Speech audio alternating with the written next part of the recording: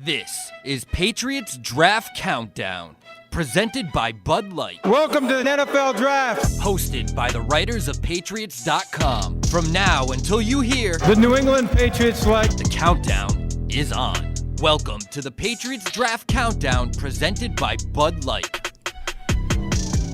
All right, we are 43 days away from the NFL Draft. That's how we're going to open every one of these shows, Paul. We're gonna go with the actual countdown. What are we at? 43 days till We're gonna be like Brady. We're gonna put the ticker countdown. up on the Tick, tick, tick. Yeah. We should put it on the thing. So welcome everybody to a new podcast here. We're launching Patriots Draft Countdown. The Patriots have a big draft this year. They have the third overall pick, and so we want to keep the positional previews that we've done in the past, Paul. That we break down each position. But what we want to do this year is really round it out. We're gonna talk to some national media. Evan's gonna do some film breakdowns. We're just gonna really try to blow it out and really cover the draft from all angles. And it's gonna start here today with a 1 hour live show to kick it off. Going forward, though, these shows will be kind of produced, so there won't be live during Wednesdays. They will be released on Wednesdays. So if you're looking for this show every Wednesday, just look. It won't be live like this. But if you would like to reach out to us, please email us at what is it? Patriots Web radio. I can't even remember. Patriots.com. Web radio at Patriots.com. I had a whole That's thing going. web radio at Patriots.com. Draft in the subject. He's only been working here for 5 Right, years. I know. Well, I had such a role going with introducing the new show that I were got doing great. tongue-tied a little bit. So, but just make sure you put draft or draft countdown in the subject so we can go back through when we do record each segment. So next week we'll be back on Wednesday, but we'll have an offensive line preview. Evan's going to do a film breakdown. We're going to talk to Brandon Thorne, Yes. which we're setting up as well, who's an offensive line expert. Guru. Bella Thorne. Guru. Bella Thorne. I'm interested. No, Paul, settle down. No, Okay. Brandon Thorne, the offensive Calm down. lineman. But we got Matisse Bauman, who you might know from the halftime show. He joined us last year on some of the draft breakdown, positional breakdowns. Of course, Evan and Paul and myself will also welcome a new face, Chris Cassidy, who works here and is a fun guy. Halftime host. Yeah, Fun halftime guy. host as well. You know him from that. So Has he'll some be bad joining. takes about Mike Evans. Oh, there you go. And wings. We love bad Boneless takes, wings. so bring them in. But this show will be about the draft, so that's what we're going to focus on. So if you're sitting in waiting to hear about the free agency signings, we'll touch a little bit, on that as a kind of a springboard, and that's I guess where we can start off is with some of the signings that have been made. Technically, I guess still reportedly, but will be made official probably here at 4:00.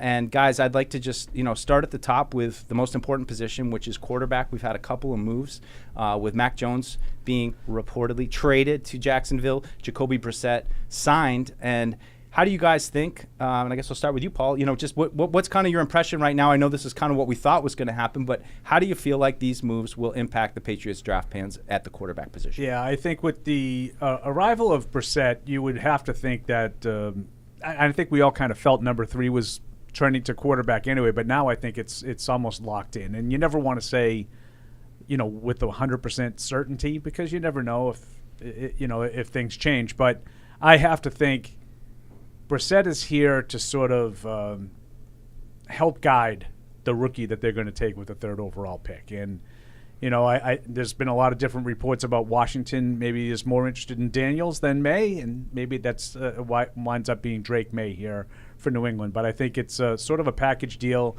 The Mac Jones trade, sort of paves the way for that number 3 overall pick to be quarterback. And also just to point out, Evan, with that trade, they picked up an extra 6th-round pick, which I know, look, it's a 6th-round pick, but in a year where you only have one pick in each round, that could help you a little bit. It's an extra 6th-round pick that we've seen. Mike Onwenu was a 6th-round pick. Pop Douglas was a 6th-round pick. I could keep going to Tom Brady was a 6th-round pick. Really? I don't know if that's if we're gonna hit lightning strike twice that big, but there's always room for more draft capital. I think looking at this draft, and we've done a couple mock drafts already, Deuce, and when you have 4 wins, you have a lot of holes, and to fill all these holes with just one pick in each round, it does get tough. You do recognize, all right, maybe we have to wait till next year to get a tight end. Maybe we need to wait until later on in the draft to address this position, that position, whatever. So it does get a little tricky, and I do think that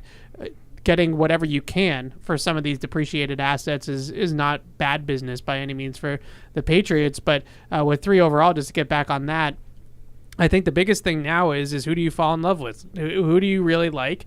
Are there multiple guys that you really like? Or are you in a position where if Washington takes Drake May and that's your guy, now you're trading out and you're kicking the can down the road on the quarterback, or do you like multiple quarterbacks that you're comfortable taking May or Daniels at 3 overall? So those are the conversations we'll be having ad nauseum, I'm sure, over the next 6 weeks or so here. But it's exciting, I think, if you're a Patriots fan, that you're getting a quarterback here probably at 3 overall, and it's going to be a quarterback that has high-end talent. Like, not to crap on Mac Jones on his way out, but it was the sell on Mac Jones was never about that he was oozing with physical talent.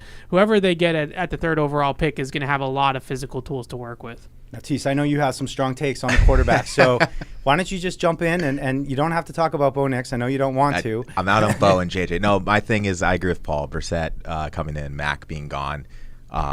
Cupboard's kind of open, so it's really going to be Jaden or Drake May. And I think the only interesting free agent piece that's left is Fields. I don't think he's going to come here, but if he drops from they want a second, and you can get him for a 5th or a 6th, that kind of switches things up with the quarterback and how you approach a draft. But other than that, we've been approaching the draft for the past 20 years window shopping, and now we can get something. So yeah, and the quarterback thing in general, and I'm glad that Tease just brought up Justin Fields, and I'm not advocating this, but I want to throw this out to the panel here, and this is what these shows are going to be about, is sort of trying to look at a lot of different avenues, right? You're at the 3rd overall pick, so let's say for argument's sake that it's either Daniels or May that the Patriots really like, and they don't have the opportunity to pick him. Maybe in another week or so it becomes apparent that whichever one the Patriots want is going to be selected by Washington. So now, do you trade up or do you trade back and maybe sort of re-examine the possibility of a Justin Fields, who right now, the league is screaming that there's not a lot of value there, right? Yeah. So it's not costing you I've heard people say, I wouldn't give up a 2nd-round pick for Justin Fields. Well, you don't have to. It's pretty clear you don't have to. You might be looking at a 5th or a 6th like Mac Jones just got. There's been really not a whole lot of difference in the production between those 2 guys. Now, I would say the upside for Fields is much higher than Mac Jones because he's shown at least the ability to run at an elite level. So if you could give up a 5th-round pick, now this is, I guess, the hypothetical that I'm, as usual, taking a long time to get to. If you could give up a 5th-round pick for Justin Fields, would you then be willing to trade down or select something else, Marvin Harrison, Joe Alt, Fashanu. I wouldn't do that as plan A, but I think the scenario that you laid out is exactly where my head was going when Matisse was talking, that if you're set that Drake May or Jaden Daniels, one is your guy but the other isn't, right? And so let's just say it's Jaden Daniels and Washington takes Jaden Daniels, is it a bad plan B to then trade down, accumulate all these assets, make a pick still at maybe 11 or something like that, and then trade for Justin Fields so that you at least have some upside in the quarterback room, some youth in the quarterback room? And I think as a fan, I would hate it. I think it would be a very bad consolation prize just in terms of what could have been versus what you're actually getting. But at the same time, that's a logical plan B if they have to go that direction. I like how you said it because I'm not the biggest pound the table for the Justin Fields kind of guy. But I think when we talk about Bo Nix or JJ, I don't know if I can lump JJ McCarthy in with this group now. Nix, Rattler. Yeah.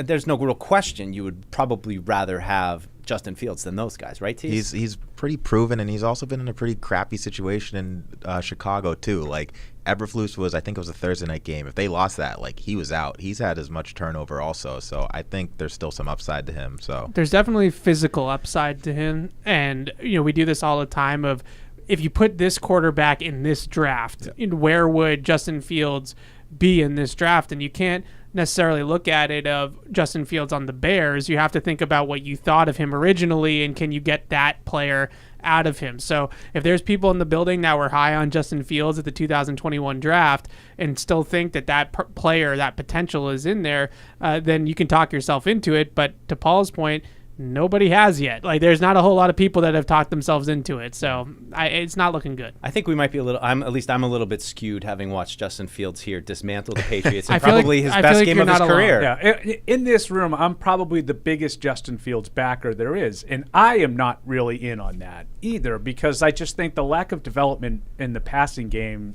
is still glaring to me. To me, it would be a plan, probably C, before anything else. And I think the timing is probably not going to work because before you sort of understand and realize that those guys, like, again, the Patriots want Drake May. Washington is going to take Drake May. They're not going to trade. They're going to take Drake May, and you're not going to get aware of that until closer to the end of next month. Right. I just wonder if maybe it's a draft weekend trade where the Patriots end up having to trade out because their quarterback isn't there, and then they call Chicago and say, well, now we'll give you a 4th or now we'll give you a 5th-round pick for Justin Fields, and it goes down on draft weekend. I'm a big believer in Justin Fields, too, at least back in the 21 draft. I had him as the second quarterback in that draft pretty clearly. Me too. But I think the biggest thing that you see with him is that these West Coast, he was in that Luke Getsy offense, which is similar to the Packers offense, which is similar to AVP's offense. Like, that's just not the offense for him. He's not one of those guys that's a get the ball out quick, throw timing routes, yards after the catch with accuracy, things like that. So how would AVP build it around him, because he can't just do the same thing that they were trying to do in Chicago? So it's a tough one. Like, if you had to ask me, would I take Justin Fields or Penix?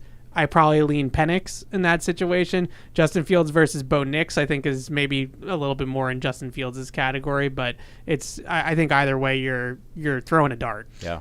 My thing is, quarterback's the most important position in sports. You need to love one of these two guys if you're going to take him. If you have any second guesses on him, like, trade out, do something else. I just, like, this is a big investment for the franchise. And that's where I land with the Justin Fields thing. If you don't have any, a real strong feelings for May or Daniels, then maybe the Justin Fields thing is sort of middling it. I'm not giving up a huge resource, and I can get this guy. I get a whole year. He's just as cheap as the rookie. I mean, it's not costing you that much, and you're not going to pick up that 50-year option to tie you into that. Right. And then he could play, and you can see if there's something there. It's a long shot. It's way, I just wanted to bring that up when Tease mentioned him as a possibility.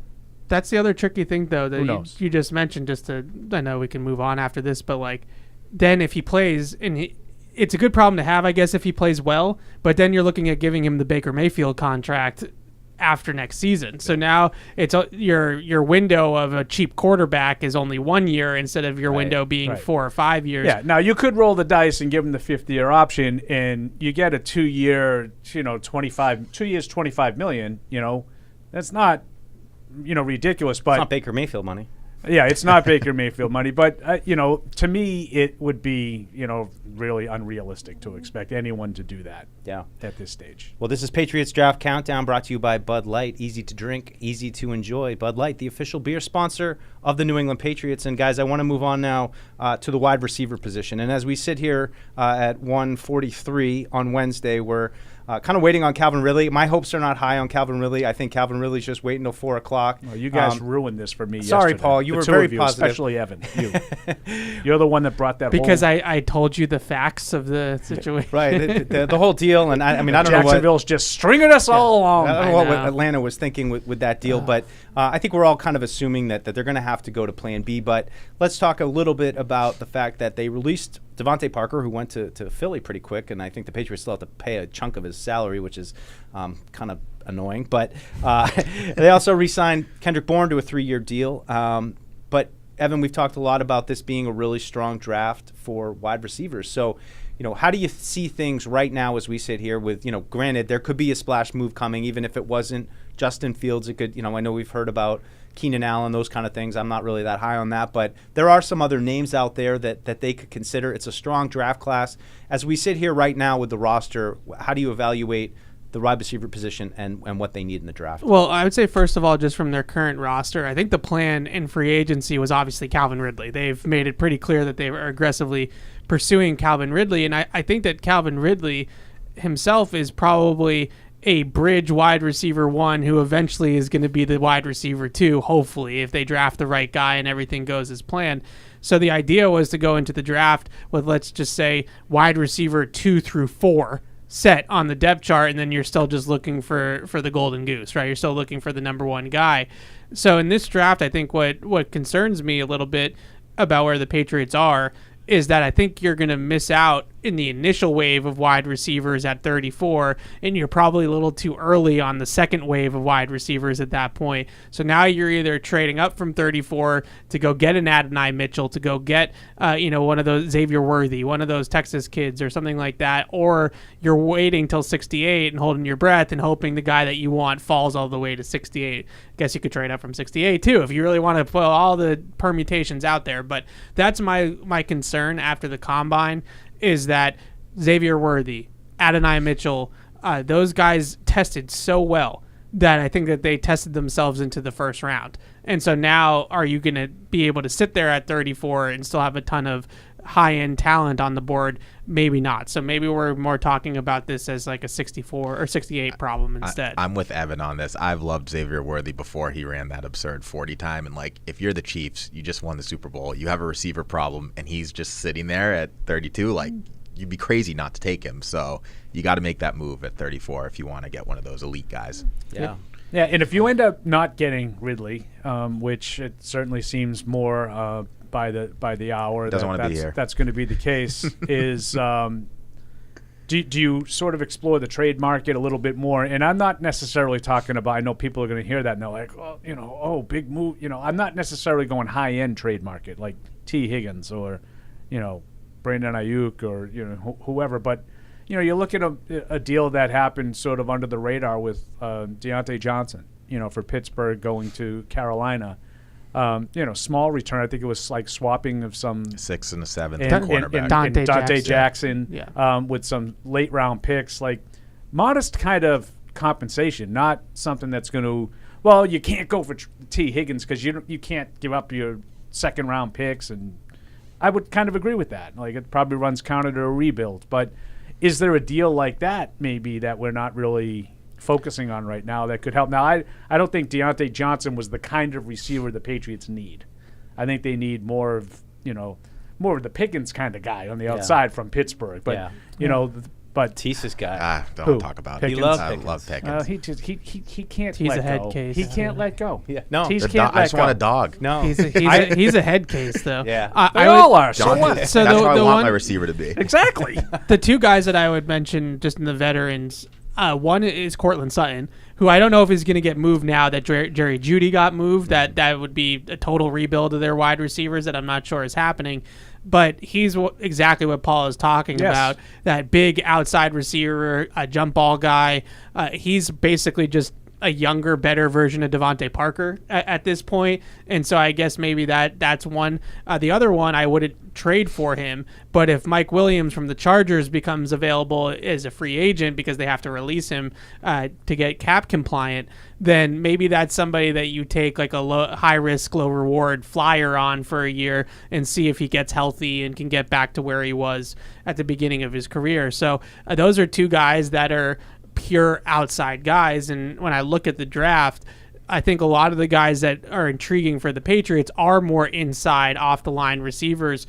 You really look at a lot of those day two guys, and I feel like that's where they fit. The Lad McConkeys, the Ricky Pearsalls, the Xavier Leggett's, like those guys I think are more of Z slot receivers than true X receivers on the boundary. So maybe they go out and they just get one of these veteran guys at that spot. I wouldn't totally rule out T. Higgins. Just because I think the Bengals are forcing themselves to trade T. Higgins. They keep on ignoring the fact that he needs a contract extension. And that one looks to me like he's eventually going to get moved. So I would stay I would stay in the market for T. Higgins, but maybe some of those guys as consolation prizes there. Those trades are like the ultimate wild cards, and we get so many questions of like, well, what do you think of this guy in the free agency market? And there's some obvious, like T. Higgins is a potential trade candidate right now, but like who had Deontay Johnson as being a trade candidate? Like these come out of nowhere. There's nowhere to really predict which guys teams are. I mean, there was a little bit at the top, but there was usually random. The move comes out of nowhere. I agree with you. Like I didn't see anybody saying, well, look for him to go to Carolina, but I think Deontay Johnson was available. I think people, and I think Evan brings up Cortland Sutton. He's right about Jerry Jeudy. Maybe he's no longer available, but there was a time, both of them, not too far, maybe a week ago that was being talked about. So that's that's the job. Like you have to sort of forecast it and find it. I don't necessarily, I love Keenan Allen. I don't really have any interest in bringing in a 30-something receiver. With who's done an ACL before. I always has nagging injuries too, like always a hammies hamstring. and things I know like he's that. on my fantasy team. So Mike Williams is a guy, like Ev said, that got the money, and now you don't have to probably pay him that. Yeah. Because the Chargers are going to be, on the hook for some of that. Yeah. I think the biggest way to tell, at least based off of how it's gone, is who is a free agent next year, right? So you look at the 2025 free agent class and that pre-agency group, and those guys, there's a lot of them. It's none of them are going to hit the open market, as we found out this year. I'll get tagged. But there's the wide receiver class that are all coming up on free agency next year is loaded, like from like Jamar Chase on down. CeeDee Lamb, Jamar Chase. Some of the guys we've already mentioned, Brandon Ayuk, obviously Jeudy was in that category. Keenan Allen's in that category. Deontay Johnson was in that category. So he gets moved, right? So I think that those guys, you look at the 2025 free agency class and are those players available? Devontae Smith, a 2025 free agent, another guy that could be available that I would at least make the call. Yeah, they got Devontae Parker now. They don't really have much use for him, do they? well, make them say no, right? Make the call. Mike made himself chuckle with that one. It's just a shame because we always talk about CeeDee Lamb, all these. Whenever we do these draft things, and now it's like we're in a position like there's Marvin Harrison, he's right there, and you're like, of course the quarterback doesn't work out. That you're like, you can't take him. You need a quarterback to throw him the ball, but it's just so frustrating. I'm glad you brought up Harrison, but let's move on. We don't have to talk too long about the tight end class, but the Patriots had really no proven players on the roster as of last week. They re-signed Hunter Henry. They have now brought in Austin Hooper, kind of similar guys to me. Austin Hooper maybe at the end, kind of insurance. But, Evan, you tweeted something saying they still kind of need a blocking tight end. And, they thought Pharaoh Brown, he went to the Seahawks. Not a great draft class for the tight ends. But, do you think that this means they're not really worried about targeting a tight end? Or do you think that they're going to have to try to continue to rebuild that position group, maybe with some young talent that maybe could push Austin Hooper off the roster? Yeah, I think I look at Austin Hooper in that signing as this class is not good enough for where we might be in the conversation of picking a tight end. So we need to make sure we at least have some depth at tight end on the roster through veterans. They're not going to take Brock Bowers. They're probably not going to take Jatavian Sanders, who's going to have to be at 34 if you're going to get him from Texas. Maybe he falls a little bit because of his combine, but I think he's still an early day 2 guy. And then after that, you're really starting to talk about dart throws. Guys that are either athletic upside projects or low. Guys that aren't the best athletes but had college production. And you go right on down the line of like the Theo Johnsons, the Ben Sinnotts, the Cade Stovers. Like those guys are all probably not going to be like Sam Laporta rookies, right? Like I don't think any of those guys are stepping in and having a Pro Bowl season as a rookie tight end, but might have some developmental upside because of their skill sets and their athleticism. Like a guy like Theo Johnson's one of the best athletes at the position in the history of the combine, but you look at him at Penn State and he did nothing at Penn State. So that's this class. This class has 2 guys, really 1 guy in Brock Bowers, and then a whole lot of lottery tickets after that. I don't know, Paul. How do you feel about the tight end position generally? I think that the free agent moves here were pretty obvious because of what Evan just talked about, and Tease, you alluded to it as well. Like sometimes you just get in a spot where there are players there, but you just can't. You said it about Marvin Harrison. They can't afford to take a tight end in this draft. They have to figure out quarterback, wide receiver, tackle, And then I think you might want to look into sort of augmenting some spots on defense, at some point.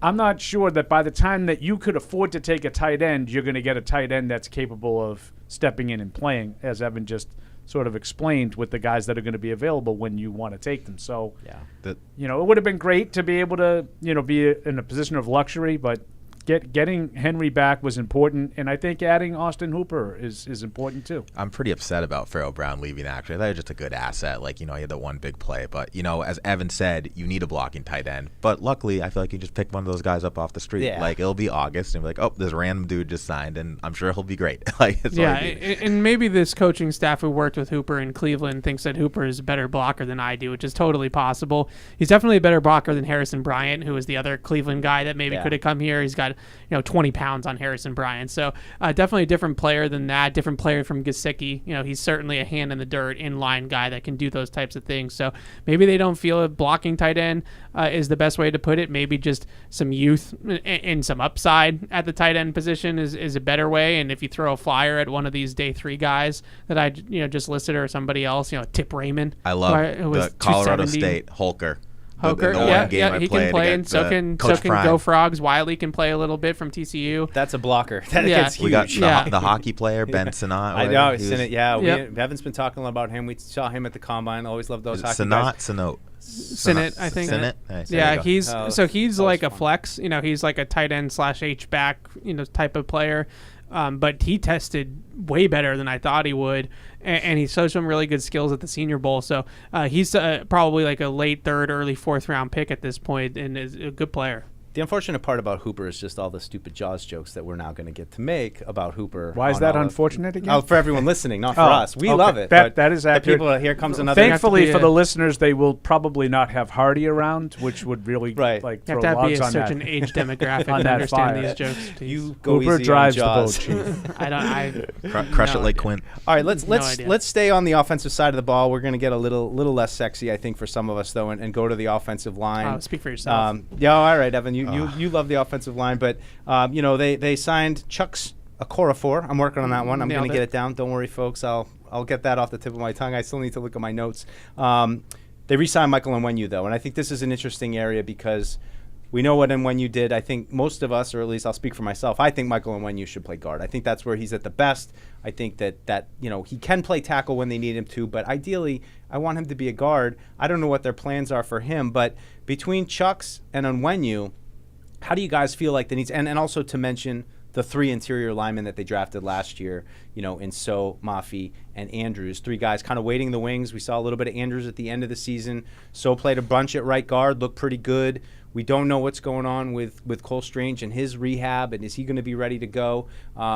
So how do you guys see that? I mean, it's to me, it's go back up in the early late first round to get one of these guys. We talked about what a big class it is. It's such a priority. None of these guys at tackle really truly move the needle, even if you believe Okorafor can actually play. I just want to highlight the Mike Onwenu thing is that this is finally a guy we drafted, developed, and we kept him. And that's what I'm happy about. We let Myers leave. So I'm just happy that's kind of the precedent we're setting. But that being said, we do need to get a tackle. And I think that 34 pick, if it's not a receiver, you might need to get a big guy on the outside. So, yeah, you look at just what poor Bill. What I think that they're trying to do offensively from a run game perspective, and a couple of things that they highlighted, mobility or just whatever you want to call it, range at the tackle position and length at the tackle position. And Onwenu does have longer arms than you would expect. He actually does check the threshold for a tackle from that standpoint, but obviously his movement skills are I would not describe him as an athletic tackle. So if they are going to be a heavy wide zone team, which is what they were in Cleveland, then he is not a great fit as a tackle in that system. Now, they could adjust it like they did towards the end of the year last year in Cleveland and be more downhill and make it work. But I just look at the offensive line in general, and the guys that they've drafted in the last couple years on the interior, those guys to me iron needs to sharpen iron there. And it shouldn't just be a given that Cole Strange has a starting job or a given that City So has a starting job next year. Those guys should be competing with each other for starting jobs to make this whole thing better. You can't just go into next year with the line basically the same and then think that it's going to get much better than it was last year just because you plugged in a rookie at left tackle who's the 34th pick in the draft. Like, that's not good enough. So I look at those positions, and I would like Onwenu to stick at guard so that left guard now becomes a competition between two guys, and then you obviously add the rookie in at tackle with a core of 4 and hopefully Tyron Smith here in like an hour or something like that. And now we're cooking with gas, right? Yeah, because I think if you look at it, I think they want Onwenu to play right guard because a core of 4 doesn't make a ton of sense otherwise. Now, they didn't break the bank for him. It's a 1-year deal. It's it's not like they're like Onwenu with $57 million. But a core of 4 is basically a right tackle. I've seen some people say, well, now Onwenu starts at right tackle, and now you have a core of 4 as your swing tackle. He's never really played left tackle, so there's a requirement for a swing tackle, and it's the ability to play both sides. Mm-hmm. That's the swing part, right? Right. So I think that they probably, in their mind, hope a core of 4 is good enough to be the right tackle, which gives them the luxury of having Onwenu at right guard. Now you get Evans iron sharpening iron. You have like 3 or 4 guys for one spot. Let the better man prevail. Cole Strange, City So, Antonio Mafi, even Jake Andrews. He could probably play guard or center, right? Yep. Let the best man emerge, and then if you're plugging in a guy at left tackle, yeah, that's not the greatest indoctrination for a rookie but there's some guys that you guys are going to talk about them all, that should be good enough to plug and play. Yeah. That you can get end of first round, beginning of second. Now, if there's a run on them, I've heard people talk about 6 or 7 guys, possibly in the top 20. If there's a run, you got to get aggressive and move up and get one. Yeah. You mentioned, core of 4. I feel like he's destined for having the same exact season he had last year in Pittsburgh, where they drafted Broderick Jones in the first round, and he started the year at right tackle, played the first 7 or 8 games, and then they handed the keys to the rookie at halfway through the year. I could see the same thing happening here, which is why I feel like adding a established starter in free agency at that spot is important. And there's 2 guys in Tyron Smith and Jonah Williams that fit the bill. So go pay one of those guys. Then, you draft a right tackle or a left tackle, whichever way you want to put that free agent. And Chuck Okorafor is maybe the starter for the time being, and then eventually it's the rookie's job. Like, that's how I feel like is the best path forward for them, but that means they have to fork over the cash for one of the free agents and then, get aggressive with the tackle, because Okorafor is not a long-term answer as a starter. He's really a swing tackle, as Paul put it. He's really a third tackle. And there's a difference between a third tackle and a swing tackle, and I agree. That's it. What Evan just said. Yeah, so they still have some work to do. Like, let's not lose sight of the fact that they were basically the worst offensive line in football last year. I mean, they were 31st in pass block win rate last year. They were middle of the pack in run block win rate. So when you put it together, they were maybe the 30th ranked offensive line in all of the NFL. And all they've really done is brought back Onwenu so far. I like a core 4, but really in terms of day one impact starters, all they've really done so far is bring back Onwenu. Now, before we move on to defense, and I know you're dying to do that. You're right. I am. I'm going to bring this up and then duck and let you guys fight it over. Uh-oh. So here's what you've done so far in the quote-unquote legal tampering period. It's a return of Hunter Henry, Kendrick Bourne, Michael Onwenu, Jalen Reagor, Josh Uche, Anthony Jennings. Trent Brown? He's still out there. I'll see myself out. I'm surprised you're ducking on yourself. I mean, it is interesting. I'm curious what's going to happen with him. I mean, I think there were reports earlier in the offseason that he's moving on. Yeah, he said on the radio himself that we're going to be looking elsewhere, both sides. But still interested to see where he ends up, though. I mean, because he's probably just, you always look at him, and he's a giant guy who can kind of play a left tackle. I'm not that interested. Thanks for your service. I think you guys know how I feel. Oh yeah, no, but I am not interested. But I like that you asked the question, Paul.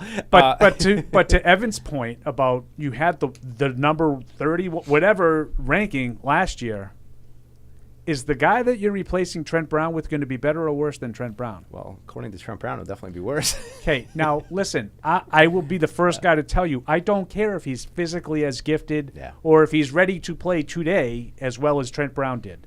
You're better off without Trent Brown. Does he want to play? You're better off without Trent Brown. You will be better overall without that headache. That's how I feel about it. But I agree. From a strict talent standpoint, you're probably not going to be as good at that spot as you were last year. Yeah, That's fair. It looks like the Calvin Ridley money might go to Tyron Smith or Jonah Williams. Why not both, Tease? Why not both? Like, Hey, shoot for the moon here. So I'm not going to move on to defense just yet, Paul. Sorry to myself, but I do want to just touch Did I miss a position? briefly on the running back position. Oh, so there's a little bit of we got news where news. just not Patriots news, but could be Patriots news.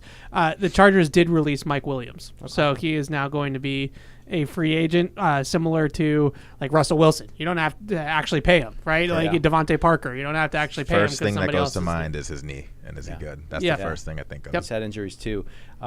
So real quick though, just to touch on the running back position, because they did, add Antonio Gibson, who I guess at this point I would call the most significant external addition to the team right now. Somebody who you can probably expect to play. I know we talked a little bit about him on Patriots Unfiltered. Good pass catching back was that when he came out of college. He was on the big board, by the way, Paul. So we'll chalk one up for that. Except one. because he was a wide receiver, running back Okay, hybrid, so he automatically. Hybrid. I love the word hybrid. If versatility. you're a hybrid, come to me, hybrid. But so I mean that move makes sense. I know. I believe I saw another report. Ezekiel Elliott. They're kind of moving on from him. It was kind of a really interesting running back market, Tease. But what do you see the need like going into the draft? We've seen a lot of these guys. There's not a lot of high end. But do you think that this is the kind of draft where do they double dip? Do they just try to take a shot on somebody big like Stevenson and one of those more every down kind of backs? I think just a receiving back. I know Gibson's kind of that, but as Evan said with the dart throws, like this is the perfect draft to do it. I mean, look how the free agent market changed with running backs. Last year we got Zeke for the cheap, and now we have all these big name running backs going different places. So the only two guys that stand out to me are really Jonathan Brooks and Blake Corum. Other than that, I just need a guy who can catch it out of the backfield, James White style. And if you don't need to use one of your picks, I think a lot of these guys are going to be UDFAs. Yeah, I think that the reason why you're seeing so much movement in the veteran market is because the draft class at running back is not particularly strong. Yep. So if you're a team that's running back needy, you have to get the running back in free agency this year. Whereas the draft, I think that every single guy in the draft has a skill, but there's not really guys that are super well-rounded. Like Blake Corum is the guy you mentioned, is probably the closest thing to like a complete back in this draft. But even he's only like 5'7", and has is not the biggest of guys, and has some things in that respect to worry about. So there's a lot of running backs, and we talked about this on Catch 22 last week. When is the running back run going to start? Because once it starts, you have to jump on the train, because there's going to be probably a dozen of these guys. I would say most likely late day 2 into day 3 that are all going to come off the board in like the 50 pick span, and you have to be able to jump on that train when it starts moving. But when it starts, I don't know 100%. It could be a late third round. Somebody jumps somebody and says, let's just grab them now and not wait until the start of day 3. But that's really where you're talking about. There's no top 75 running backs, I don't think, in this class this year, which it's been a little bit since it's been a class where there's really no Christian McCaffrey. There's no player even close to that in this draft. And then, just going into the season with who we have, I'm pretty content with that. Ramondre, there are way worse backs out there. Antonio Gibson, he's shown flashes, so we're pretty locked. For all the holes we have, I feel pretty comfortable there. That's what I was going to ask. Is this a position? Is running back become a position that you just don't really worry about? Because you can, not that I thought Ezekiel Elliott was outstanding last year, but I think that he was fine, and you got him in the middle of training camp. And it seems like that's kind of the direction that it's going, that there's always a running back out there that you can probably bring off the street and hand the ball off to, and he'll get you some I would yards. look at the Dolphins and the 49ers before Christian McCaffrey when they had all those injuries and they threw Debo back there. You can make it work. And the Dolphins had Mostert, who was 31, 32, and picked him up, and he had a great season. So you can make it work with anybody. And I agree. I wouldn't expect there to be panic. I think Evan might be right that, once someone does go, you might see a few running backs, but there shouldn't be panic because of that. And there's been so many examples of these teams just trading them like they're like trading socks. Yeah. Do you trade socks? You took Aaron Jones. Oh, I'll take Josh Jacobs. Oh, you took Devin Singletary. I'll take Right. Austin Eckler. They're good players. they're all good players and they're all going to help their team. But it's just, to me, not something that you have to worry about because they're all available. Yeah. This running back class is such a dime a dozen. And it really is about the skill set that you're looking for. If you're looking for like a power back like Brandon Allen from Wisconsin, but if you're looking for more of a scat back, then like Bucky Irving from Oregon is that. So the type of guy that you... I do like him. I do like him too, but he bombed the combine. I don't know if he had a stomach flu or a bad day or whatever. St. Elmo's. But geez, that's a player that maybe he's available a little bit later now because he's small and he doesn't run well, which is not a good combination if you're a running back. Gotta have one of those. So we don't I'd need still to rather have Calvin Ridley. There you go. Let's make that happen. There you go. And we're any news? Then I'm going to will it into existence. Why not both, Paul? Why not can't we have both? Have all. We don't need to belabor defense, but we do have to talk about it, guys. And of course, the Patriots recently, over the last 24 hours, have made 2 reported moves of Josh Uche coming back on a 1-year deal and Anthony Jennings of a 3-year deal. And I know you guys are making fun of me, and it's fine, but that's kind of my favorite signing of all of them. That's okay. I really liked what Jennings did last year. The heart wants what the heart wants, Mike. It does. We're not here to make fun of you. He's just a stout run-stopping edge player, and if he can continue to develop over these 3 years, I think there's always a role for a guy like that. But I just look at, we'd spend so much time talking about offense, and rightly so, the tackle position, the quarterback position, the wide receiver position just seem to dominate everything. But when I look at this edge group, I see it as a need, and especially long-term. We've talked about Judon's status with, he had to get a contract adjustment last summer where I believe they took some money and moved it up. So now he needs more money probably. I think that's going to be another thing to keep an eye on.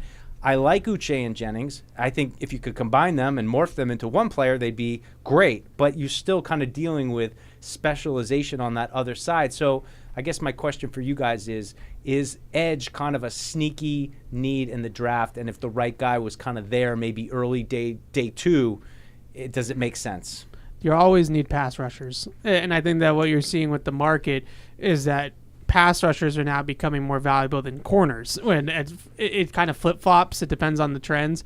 But you look at interior pass rusher, that market has just skyrocketed. It's crazy. Like guys like Christian Wilkins getting over $100 million. Barmore is going to get paid. Yeah, those guys are getting crazy. And then you see these teams that they want to throw waves of edge rushing at you. It's not just having 1 or 2 guys anymore that play all the snaps. It's having like 4 or 5 guys that can all rotate in there. So I never rule out a team taking a pass rusher if it's a guy that they really have highly ranked, because you can never have too many of these guys. And at the end of the day, if you're going to play a Josh Allen, a Patrick Mahomes, these types of quarterbacks, if you can't get pressure on the quarterback against one of those guys, you're screwed. Yeah. I mean, I think it is, it's a need. I don't think there's any doubt about it. I think corners a need too. I don't think they have enough corners. And that kind of is the same as Evan just said, only just replace edge rushers and pass rushers with cover guys. You never have enough. So I do think that while the needs are clearly on offense, there's some, like just bringing back the same cast of characters on defense isn't going to make your defense better. And I would argue losing the most important element of that defense, Bill Belichick, in my opinion, that's going to be something they need to replace. How dare you say something nice about Bill? Yeah, I mean, it's like I was snarky earlier when we were talking about like retaining, drafting development, like Shaq Mason, when Bill did it was like just falls in love with this guy, and now it's evidently the Packer way. Yeah, which to me involves having the best quarterback in football for 35 years, and you can be pretty successful. But what are you going to do? No, I think I mean it's a lot like the Packer way and the Patriot way are kind of just the same way. Yeah, have a great quarterback, and try not to screw it up. Yeah, but you'll be relevant every year. But I think it's a good point, Paul, and not that this is too much off topic, but I just think it's worth bringing up because we kind of had this conversation, and Paul does what he does. Like he asks you a question that he already knows what he wants you to say, and then you say it, and then he's like, no, and then I'm like, yeah, you're right, it is what I think I'm going to say.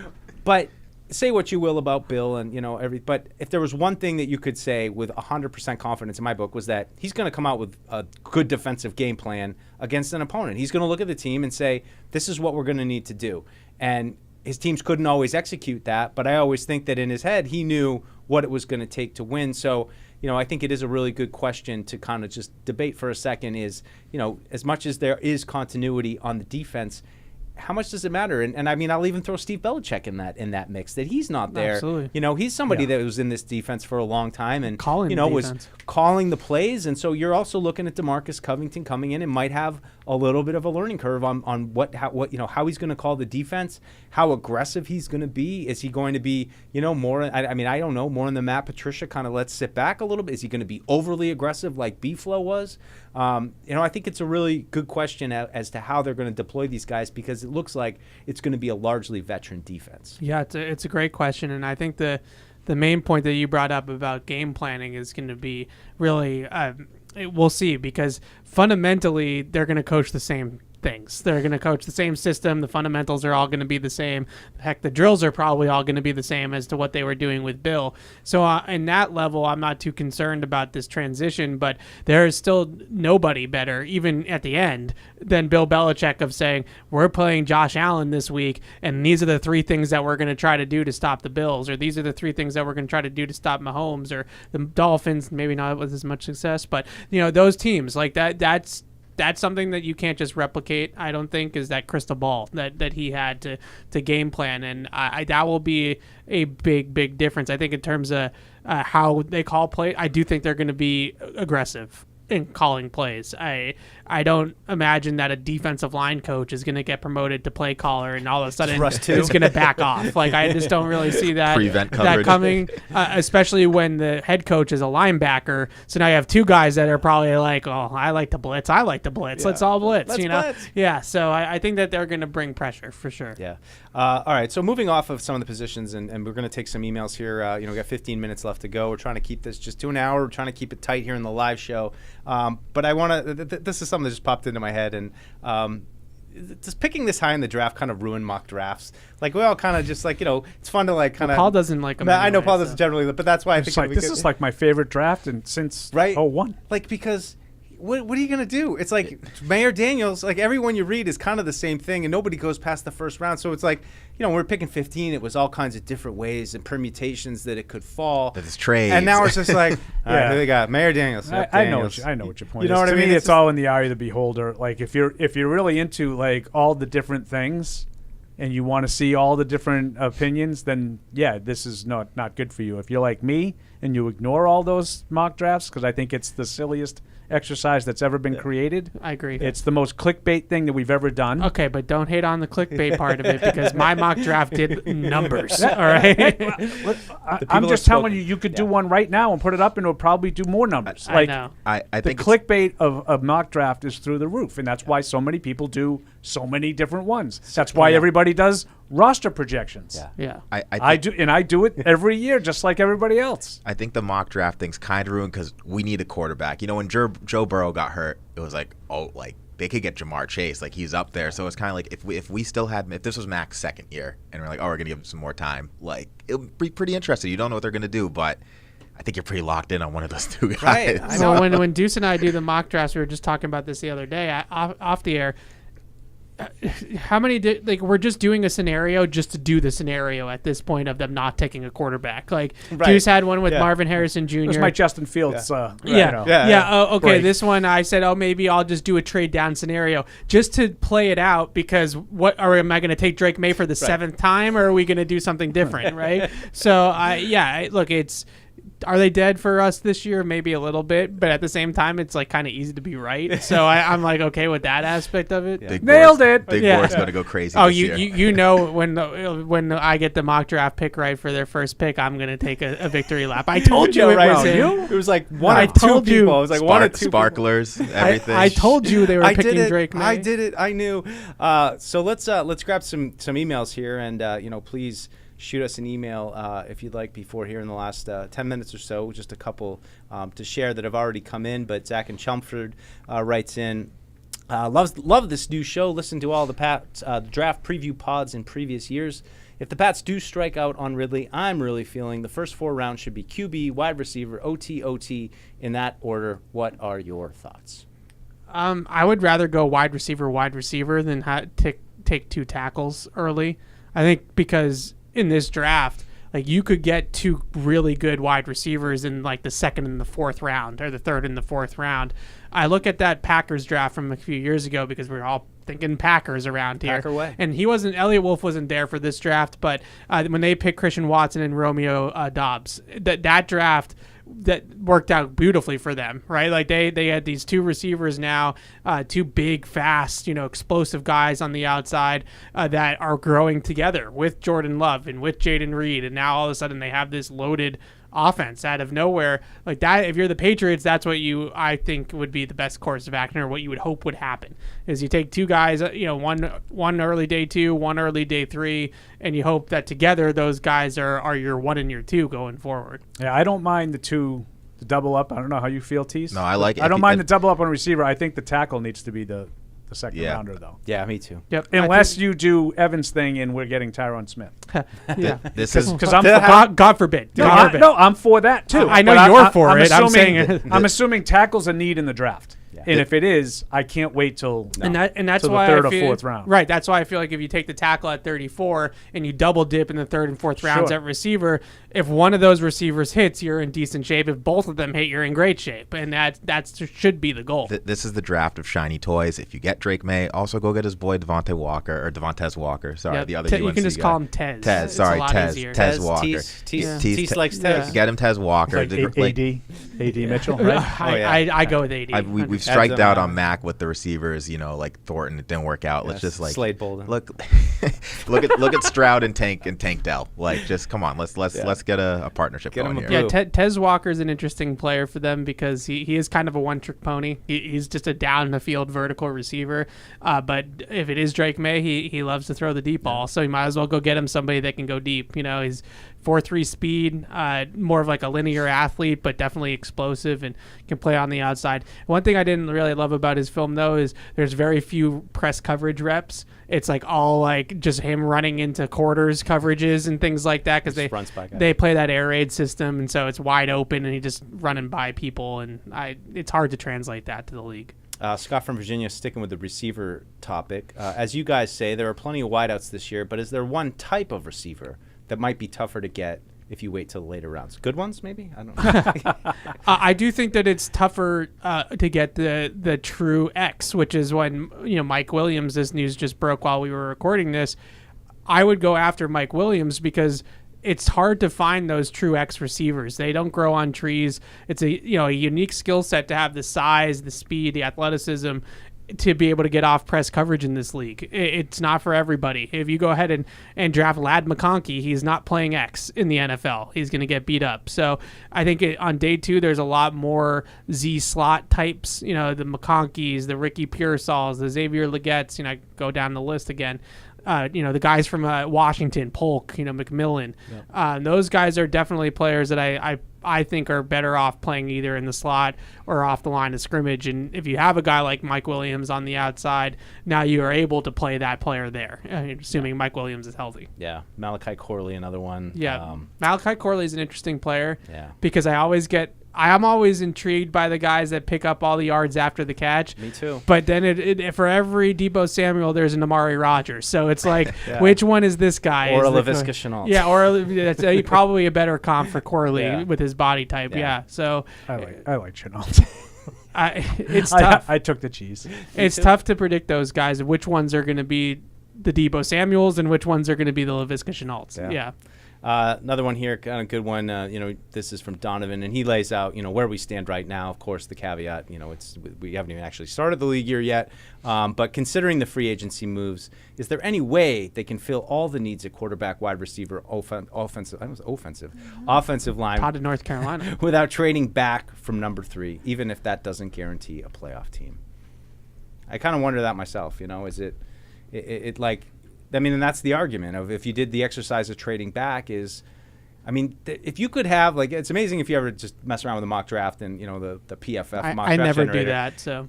But when you trade back a little bit and you get 3 picks from let's say 12 and 34. How many times a day do you think he does one of those? He wakes up, he does one. How many do you think he does? It's like brushing his teeth. That he doesn't share on social media. I don't know. So many. I picture more of Barth being like, I'm going to get crazy. What if I did this one? I just click. I don't even know what I'm going to get. Barth, who we Hello? we should Evan? get on one of the shows. What are you doing?